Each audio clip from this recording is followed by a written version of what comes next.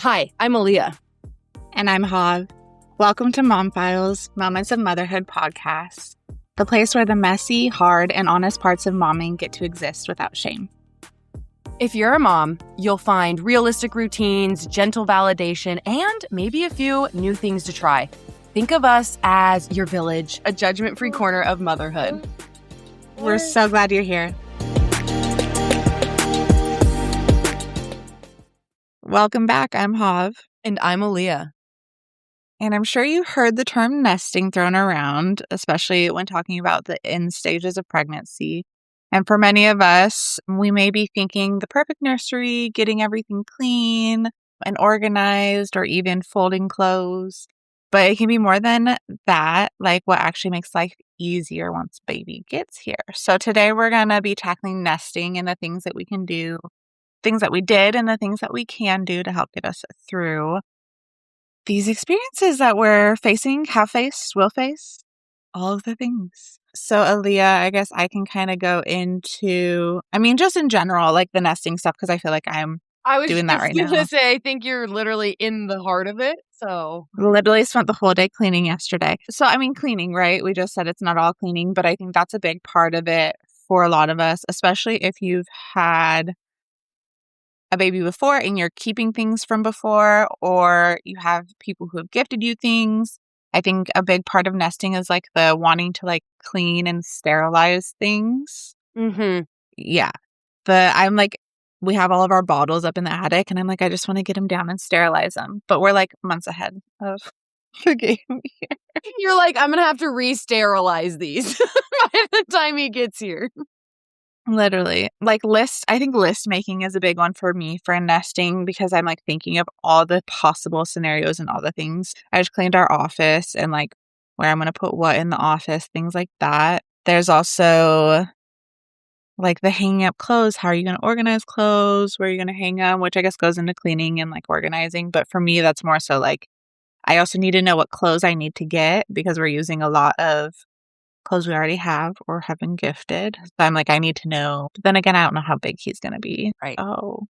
Right. I think cleaning, though, is a good starting point, only because it's like you said, it's the most generic, the first thing you think of. And that was definitely something I felt. Like, I remember I was like, I want to clean, organize, and like declutter. You just like want, to me, it's like spring cleaning on like crack.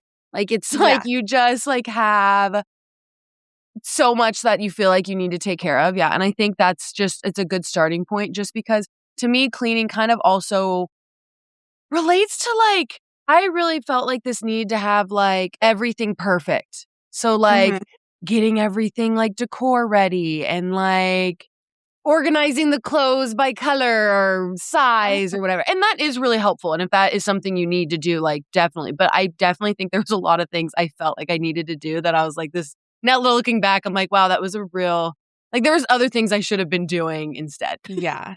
Well, I'm glad you brought up the spring cleaning thing, because it's not just about baby. Like I clean the office. Granted, we are going to keep some baby stuff in the office, but like my desk is beautiful. Am I working? Will I be working when he gets here? No, I won't.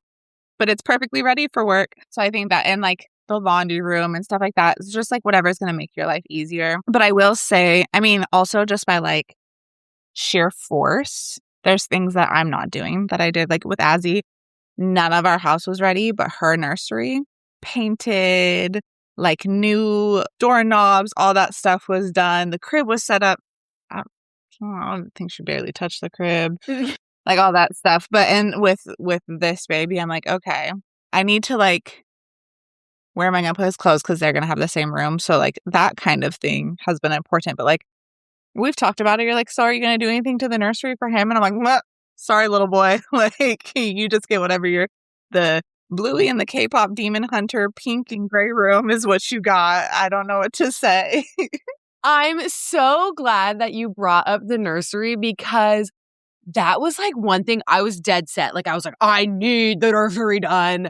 And he definitely didn't go into it probably for the first 3 months, other than like changing him things. And I will say, I do think having some things in the nursery set up was helpful.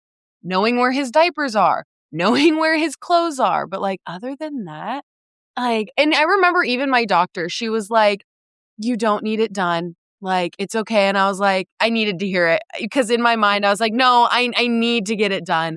Well, it's almost like a storage room for a while. Like, that's how we had a storage room. And then like one of her tummy mats was in there. And I would spend time in there just because we put so much effort in it. I was like, we need to be in this room. But I just wanted to be in the living room for the most part. Right. Right. And I will say to me, and this is kind of jumping ahead just a little bit, but like that right there was a reminder that I was like, I needed to let go of what didn't matter.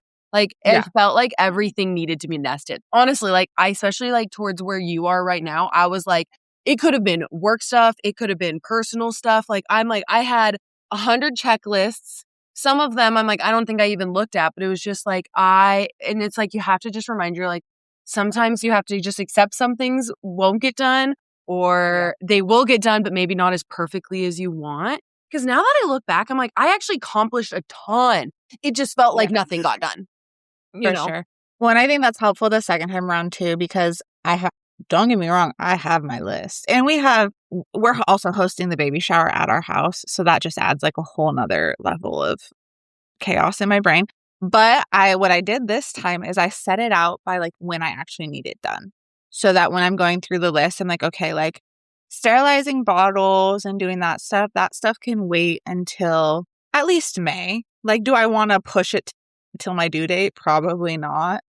But like things that are more important right now are like decluttering the house so that I have places to put them. Maybe putting up his newborn clothes or finding like our room. We're going to put a bedside sleeper.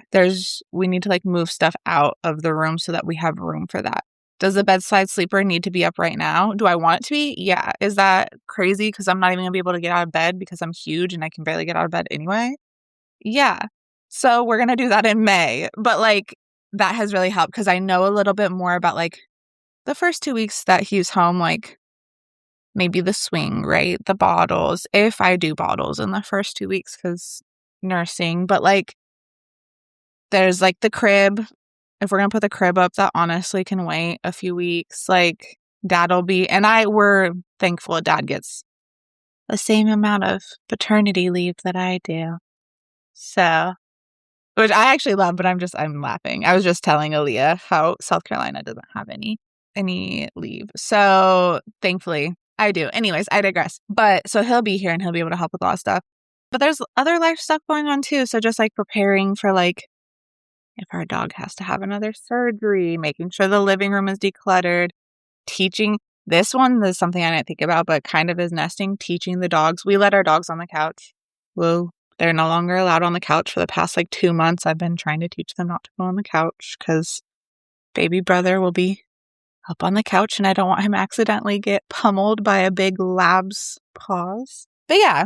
And I think like other than cleaning and stuff, right, we want to organize, but there are a lot of really good other things that we can do that's nesting that I know I did a little bit of before.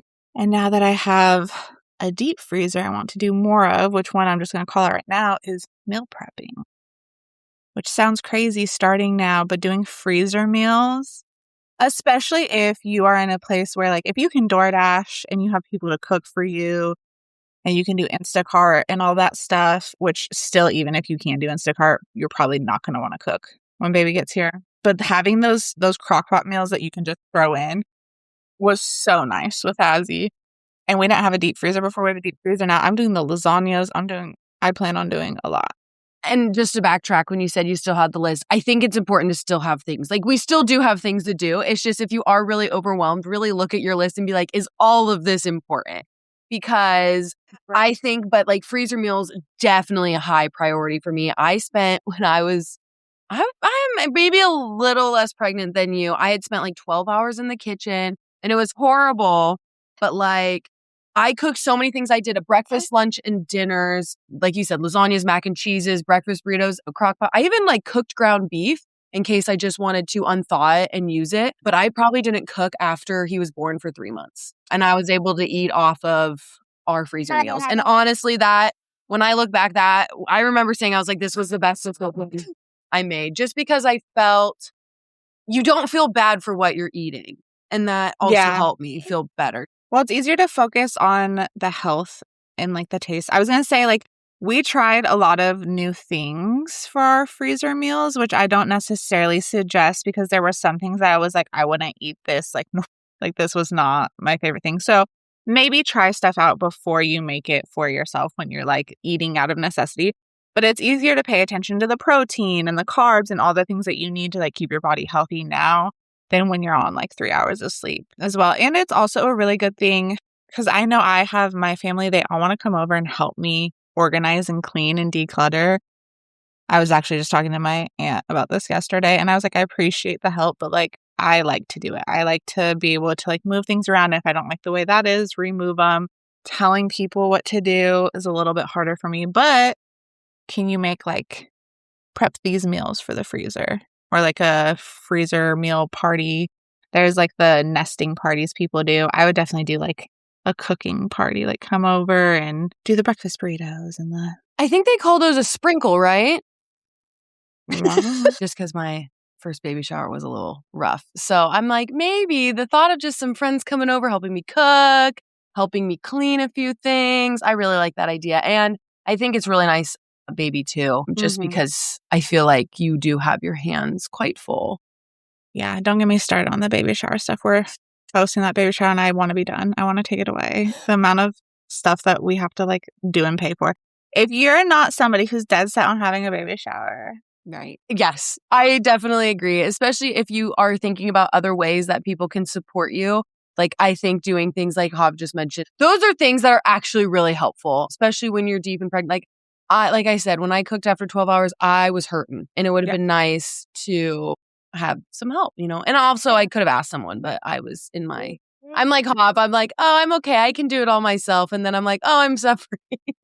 Girl, my head hurt so bad last night after just doing the office. And I will say on the freezer prep meals, just to add on to that, if you're somebody who loves cooking or like is genuinely like, I don't want to dice the onions, dice the peppers, like do stuff like that, like cube the tomato sauce so that you don't have to like think about that stuff. I think that is also really helpful. But there are a lot of blogs of mothers who have done all this. And I just went and I found somebody else's like recipes and I just did what they did. Or meals that I make, like I'll make a meal and then I'll just, like Aleea said, I'll like cook extra ground beef and put it to the side and just bag it up. I think that is a great point because I definitely and not just freezing meals. I remember going on Pinterest and making a list of the things I wanted to get done. So like I had like a tab of freezer meals I saved and things like that. And as I completed them, I actually moved them to another folder in my Pinterest that was just like done or like completed after or before baby or something, just to like help me. Because sometimes it can feel overwhelming when you pin so many things or like save so many things. So that is a great tip just because, yeah. I mean, if you're a psycho like me, not actually psycho because we're super cool, you might have a Google Drive folder where you have sheets. I don't know. Yeah. I had a lot of like my aunts and stuff asking me for the recipes for the freezer meals, being like, oh, that was so easy. Like, and I literally was like, thanks for the help. Here's the recipe. And it's funny because I never really prepped freezer meals until pregnancy. And I have done it now since because it's honestly, it's not just for postpartum. It's if you are a busy mom, they're really helpful, especially if you are someone who's trying to save money and not buy food out, but you don't always want to cook. So a great point. I do want to add too, just because we're kind of on this like things to help you. Something else I think is really important to prep for is yourself before postpartum. So like, I know for myself, like I set up like a nursing cart so that I could drag it around between rooms, even if it's a basket for yourself or even a box. Like I'm like, even if you just have a box and you throw things in it just to make it easy. And then also having a postpartum kit. I had one in each bathroom just because you want things to be easily accessible, especially if you tore or you had a C-section or honestly, just because like birth's hard. So don't forget about yourself because I know for me, making things, even I know Hav mentioned in the last episode with the diapers, with the cold packs, I also made homemade ones before giving birth. And so just those things like to help you because we think so much about the baby, we forget about ourselves, but it's like we're the ones that really are going through the ringer on it. No, I think that's a really good point. I didn't pre-make anything last time. I think you and Brie, I think, made me like the witch hazel pads when you came But I for know my you baby had shower. mentioned the hospital gave you the diaper with the cold Yeah, yeah. Okay, So okay. I didn't pre-make anything, but when I got home, I realized how annoying it was to how nice it would be to have those pre-made. So I had Tony go and just sit in the kitchen and pull apart like 10, 15 diapers and just do that. But like the diaper caddy or like it was a diaper caddy. We had wipes and stuff on it, but I also had like snacks on it. Right. Stuff like that. I had a place in every room that I anticipated being in, like with baby. So for me, it was really the nursery and the living room. I had like pillows set up for my healing process so that I wasn't in pain, like moving around. I would also add on to the freezer meals, especially if you plan on nursing, having those oat balls, those protein balls, the whatever you can eat. I love, and I try really hard to save money, Jimmy Dean's croissant, sausage and egg. To this day, I will spend the money on it because it is such an easy way for me to make sure that I get breakfast and I have protein and I do stuff like that. So just think of those things that, like, I think of it as being like hungover. What can I eat no matter what when I'm hungover? When you're with baby and you're tired and you're exhausted and there's like nothing that sounds good, what can you just like get in your body? Also, I'm sure they're all the rage now on TikTok, the mom tails, especially like the mom mocktails after giving birth. Yes. Like the coconut water with the mocktails. Yeah, the mocktails. No, I was thinking like moms with tails, like actually. No. I was like, I don't know how that would help you in this situation. But if you know a way, but no, I've been doing that with Azzy because I'm not a super fan of Gatorade. I like Body Armor, kind of. They're just really expensive. So I used to batch in big pitchers, whole like coconut water. Right now, I just do like sparkling water and juice, but you can do cranberry juice, you can do pineapple juice, you can do like whatever juice you want with the coconut water. And then if you batch it, so you don't have to like make it every time. Just stuff like that for ease and access, like a good water bottle that's not going to spill when you're on the couch with baby, things like that. Yeah, I think that is 100% because that's really, I think what it comes down to is you want to do things that'll make things simpler once they get here. And like we said, it might not be any of these things because, you know, your life might be different than ours. But that I agree. I think those things for sure, especially things that help you. And if you're going back to work super early, like you don't want to get home and have to worry about what's being cooked or whatever, or hydrating while you're at work. I feel for the moms who have to go into the office, like you're doing so much. Yeah. All of us are doing so much, but yeah. Especially if you're choosing to pump in stuff. I'm like, you're basically working 3 jobs because I do think pumping is a job in itself, especially if you're like really consistent with it. I mean, because people just talk about the pumping, but I'm like, it's the washing the parts. It's the pouring it and freezing it and all the other steps. And then it's like a lot of people are still nursing on top of it. So yeah, it's a lot. But I think to just kind of like, one thing I will say is just if you are like, I don't know where to start or what to do, I would say 3 things that I definitely wish I had focused on was deep cleaning the whole house. I definitely tried. I cleaned a lot, but like I feel like certain areas towards the end I just neglected and then they became neglected longer and then, which was fine, but to me in my mental state, I would worry about it. And I'm like, if I had just done it, I wouldn't have thought about it. Not like I said, that was just more of a personal preference. I also wish I kind of focused more on myself. I prep the carts and stuff, but like we've talked about before, I wish I did more breathing exercises, you know, things like that. And then I also wish I just let go of what didn't matter. Like I felt like I was just so worried up till the end. And it's hard not to be, obviously, like there's a lot, but I just wish I had, like I've mentioned earlier, just kind of accepting that some things won't get done. I mean, it's like the idea of giving yourself a really good base, right? Because I was so upset. I wanted the laundry done and I wanted the kitchen to be clean and I wanted to cook and I wanted to do all these things. And I remember feeling so guilty that the laundry room looked like a mess. And at least if it was like, at least for me, like you said, if it was clean under all the mess, it would have been like, okay, like it's just cluttered, which is where I'm at. Like I want there to be a place for everything so that also like my partner, I'm the organizer in the relationship so that I can be like, okay, there's a place for everything. The only mess that should like really be like taking over, and I'm gonna let it take over. I don't care. I already know I don't care. Like, I'm not letting this one bug me this time. Clothes are gonna be on the floor. There's gonna be toys around and stuff. But like when baby needs to get on the ground and do tummy time, I want Azzy to know where her toys go. I want dad to know where the cleaning supplies go. I want like all that kind of stuff to be done. And I also want to put another really big emphasis on the, if you have more than one bathroom, the sanitary, like, take care of yourself stations have to, if especially if you have the money to do it. I know it's hard to buy doubles of things sometimes, but the tucks in both rooms, the dermoplast in both rooms, stuff like that. You don't want to have to move around if you don't have to. But if you do, maybe get like a little shower caddy. Yes, I was just going to say, if you have to, try and find like a mobile kit because yeah. Especially like I know for me, I didn't even want to bend down. I'm like, if you can, make it up high, like make it as accessible. Like I think mine was right next to a toilet on like a cart thing. So I love mine was on the back of the toilet. It's like, do what you have to do because you'll definitely want. And then, like we said, the freezer meals, because I do think they helped a lot. Yeah.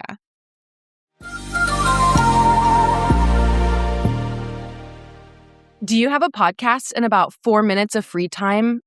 Are you editing during nap time, answering emails at midnight, or wondering how your podcast became a second full-time job? But you don't need to do it all. You need back-end support. That's why we offer podcast editing and post-production for busy moms who have something to say, but no time for audio, show notes, or scheduling. You record, we handle the rest. Close your eyes and imagine fewer late nights and way less tech stress. If that sounds good, check the link in the description and book a free discovery call. Just a quick chat to see if we're a good fit. Because podcasting should feel fun, not like another thing on your already really full plate.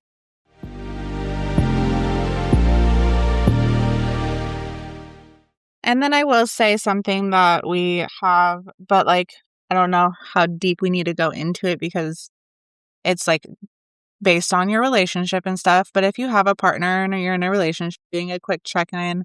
First, I feel like first baby is kind of hard to know what you're going to need and what to expect. But if you can just talk about like reading cues, like, hey, if I look like this, or like if I'm sitting on the couch all day and I'm nursing, like just bring me snacks. Like, or like, I don't want to be asked things, like just little things to help your partner know. Because as we know, especially from if you've been listening to our podcast, there are just things that they want to help and they're just not quite, I don't even want to say don't get, but maybe they just don't get it. And I know for me, like I started that really early with Tony, just being like, hey, this is what I didn't love.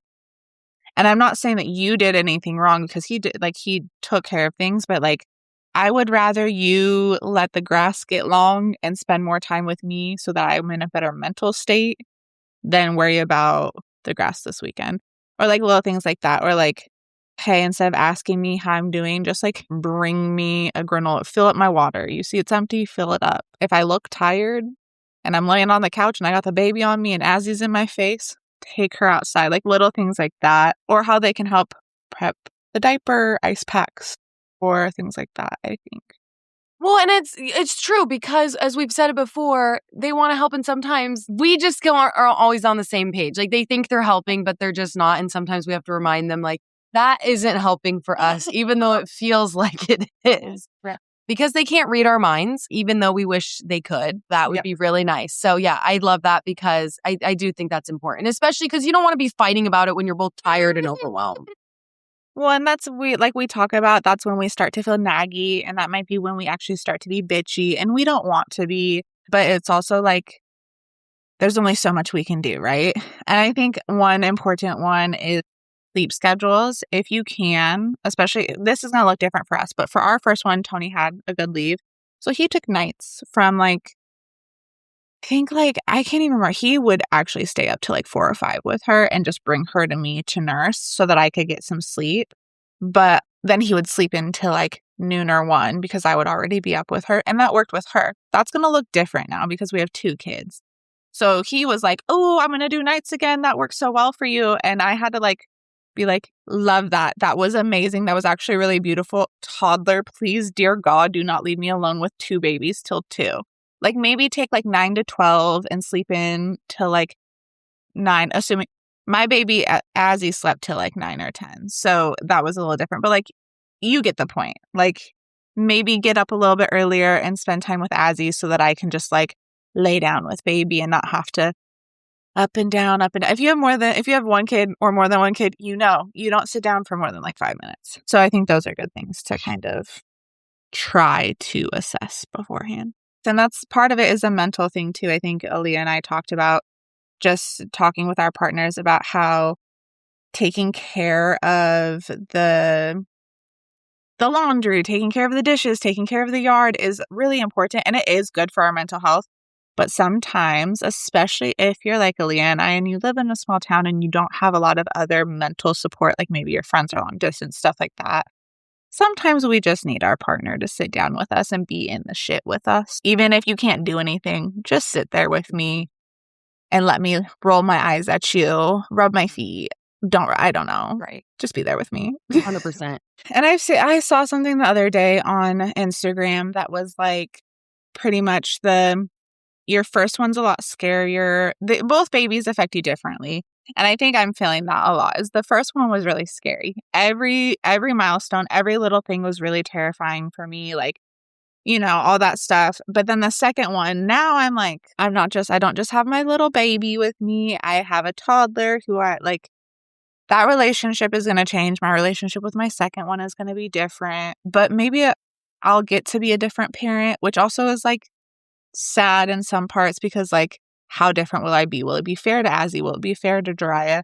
But I think maybe part of the nesting is doing, like we said, that mental just like woo-saw to know that like things might change, but that's okay. The laundry is going to pile up. That's okay. You're going to have somebody over and there's going to be dishes in the sink. That's okay.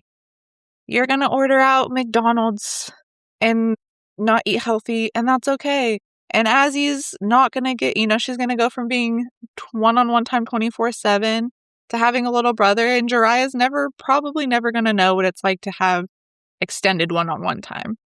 But they'll hopefully love it regardless. Just hopefully I can mentally just woo-saw. I agree. Sorry, I'm laughing because and you're like talking, and he's like, ah! When that's the joys of this age. It is. Sorry, everybody. And I felt like his feelings are how some siblings feel.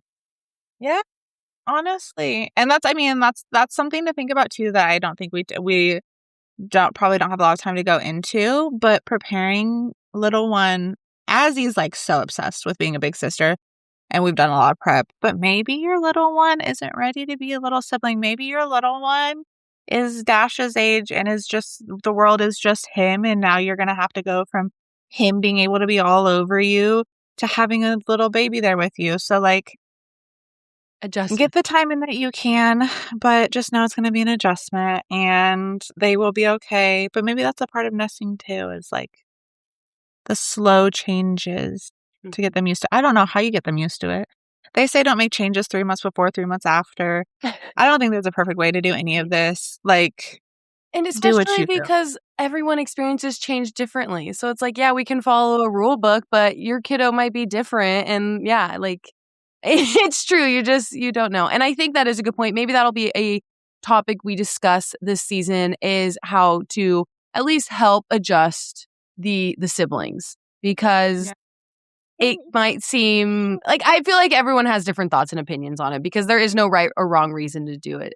It's such a take it with a grain of salt, because as we've known with this year that I've had, especially with Azzy, like all the things that I've researched to help me do things hasn't been what's worked or what's actually happened. So that's what I mean. We definitely can. It's like this. We can give advice and we can talk about it, but I think the main point of it is like, take what works, leave what doesn't.